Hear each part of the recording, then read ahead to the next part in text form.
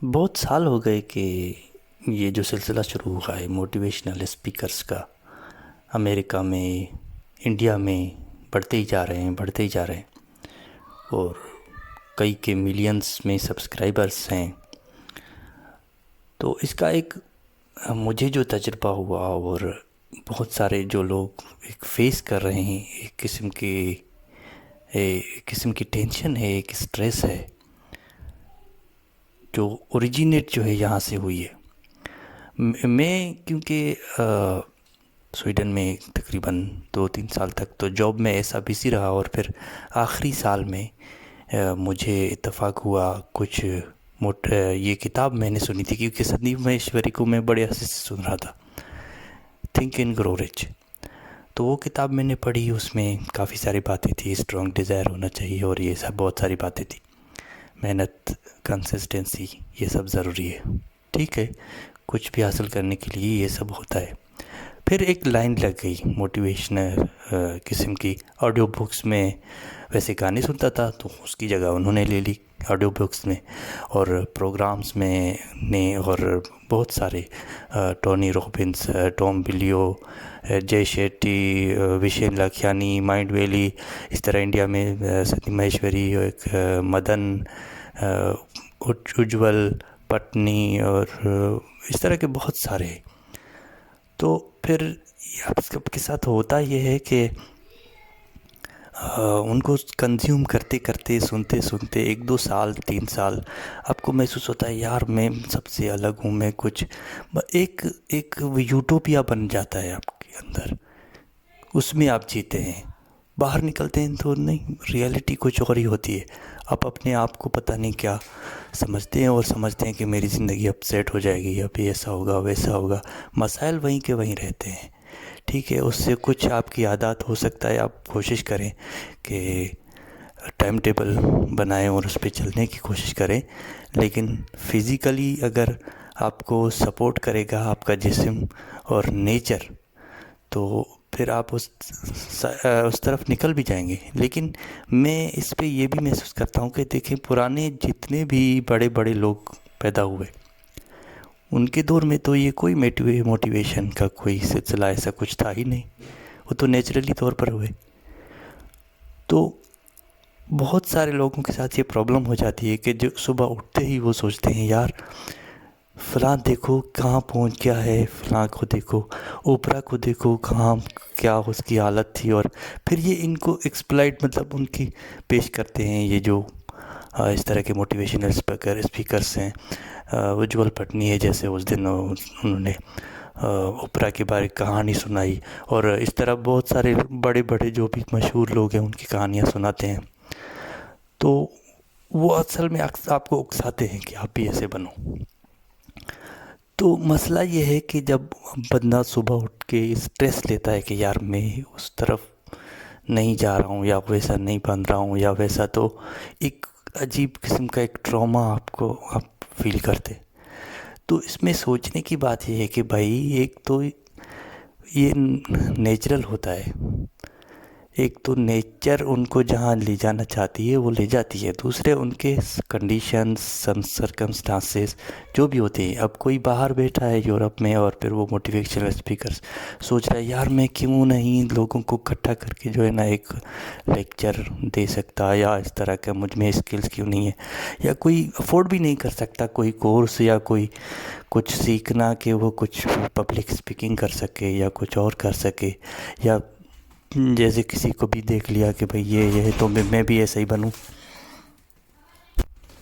तो इसमें बहुत अच्छी तरह से, बहुत गौर से, आराम से, सुकून से समझने की ये ज़रूरत है कि भाई अगर संदीप माहेश्वरी उस जगह पे पहुंचा है तो ज़ाहिर है उसका माहौल वैसा होगा, फिर उसमें नेचुरली तौर पर एक ख्वाहिश होगी वहाँ आगे बढ़ने की। तो उसने डिफरेंट चीज़ें ट्राई की, जैसे मॉडलिंग है और एक्टिंग है, और दूसरी बिजनेसेस ट्राई की होंगी उस ज़माने में। फिर उसका बैकग्राउंड भी देखें, उसका पेन, उसका सफरिंग, ये बहुत अहम किरदार अदा करती है। पुराने दौर में जो बड़े बड़े लोग पैदा हुए, आइंस्टाइन, न्यूटन,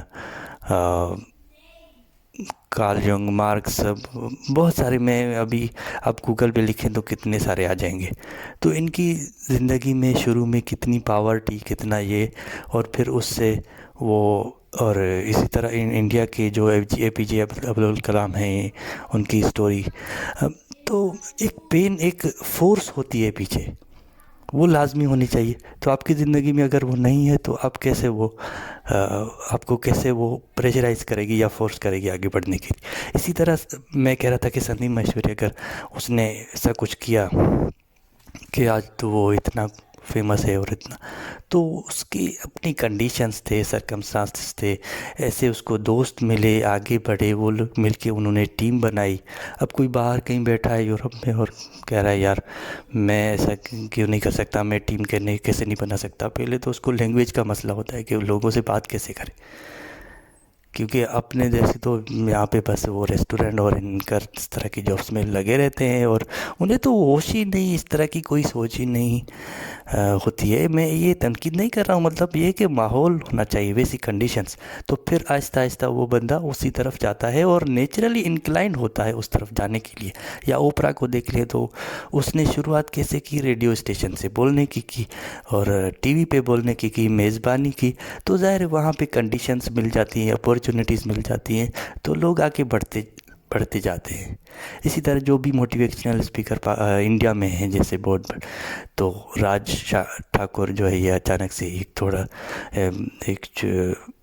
इतनी उम्र का नहीं लगता लेकिन, या मदन है, तो इन लोगों के क्योंकि माहौल ऐसा था, शुरू में उन्होंने देखा कि यहाँ पे अपॉर्चुनिटी है, ये मौका है, मैं ये पब्लिक स्पीकिंग कोर्स कर लूँ और इस तरह, तो फिर आगे वो बढ़ते गए और फिर उन्होंने स्टॉक्स का पैसे लगाना सीखा, पैसे उनको मिले। अब अगर कोई यूरोप में बैठा है, उसको कोई कार्ड नहीं है, उसकी कोई इनकम ही इतनी सेविंग ही नहीं है कि वो कोई लगा सके इसमें को, तो मैं असल में कहना ये चाह रहा हूँ कि भाई उनकी कंडीशन, सरकमस्टांसेस, हर एक की अलग अलग किस्म की स्थिति होती है। तो आप इतने उत्सुक ना हो, कि इतने बेचैन ना हो कि मैं अगर मैं ये नहीं ये मैं ऐसा क्यों नहीं कर सका। तो आप एक, आपका अपना एक नेचुरल फ्लो है, उसको समझने की ज़रूरत है कि आपके अपने क्या शदीद किस्म की डिज़ायर्स हैं, क्योंकि पीछे बहुत बड़ा डिज़ायर या सफरिंग या पेन वो आपको उस तरफ ले जाता है, प्रेशराइज करता रहता है। स्ट्रेस जो है वो आपको मुहैया करता है किस्म की फ़ोर्स कि आप उस जानिब जाएं जो आप चाहते हैं। तो ये है कि तज्ज़िया करने की ज़रूरत है। और जब ये सोचा है कि भाई इस तरह के टॉक्सिसिटी है किस्म की, ये एक मोटिवेशनल स्पीकर्स हो, ये सुनना बंद कर देना चाहिए। मैंने भी बड़े अच्छे इसमें टाइम अपना खपाया, एनर्जी, लेकिन मैंने उसको फिर फाइनली ये सोचा कि नहीं, ये सिर्फ एक ड्रीम स्टेट में बंदा चला जाता है, रियलाइजेशन से बाहर चला जाता है, एक यूटोपिया क्रिएट कर देता है। तो पहले तो समझना चाहिए कि बड़े बड़े लोग जो पैदा होते हैं या फेमस होते हैं, उनकी कंडीशंस और नेचुरल इंक्लिनेशंस और सफरिंग्स, उसके पेन और उनकी स्ट्रगल्स होती है, लेकिन स्ट्रगल्स भी उनके जो कंडीशंस फोर्स करती हैं तो वो तभी करते हैं।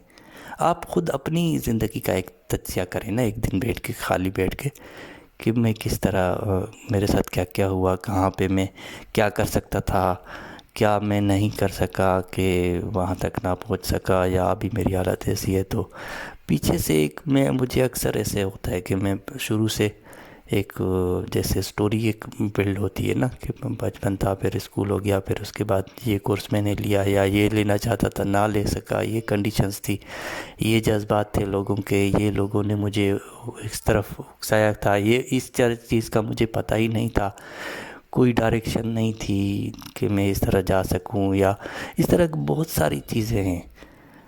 तो ऐसे ख़ुद को मुतमईन करें कि भाई इनकी अगर ऐसे कोई हुए हैं तो ये नेचुरली कुदरती तौर पर है। अब इससे पहले 80s में बहुत, और इससे पहले 90s में, और जो भी बड़े बड़े लोग पैदा हुए फेमस थे अपने अपने काम में, पूरी दुनिया उनको जानती है, आज भी उनका नाम है, तो वो नेचुरली कुदरत जो है वो उसके अपने एक पूरा निज़ाम है जहाँ पे इन लोगों का होना ज़रूरी है, और ऐसे लोग पैदा होते हैं। और बाकी अच्छाई क्या है या वो इसलिए तो आप सब नेचुरली आप में वो क्या कहते हैं इनग्रेंड होता है ये सारी चीज़ें। तो वो तो आप वैसे भी करते ही अच्छे से अच्छा बनने की कोशिश करते ही रहते।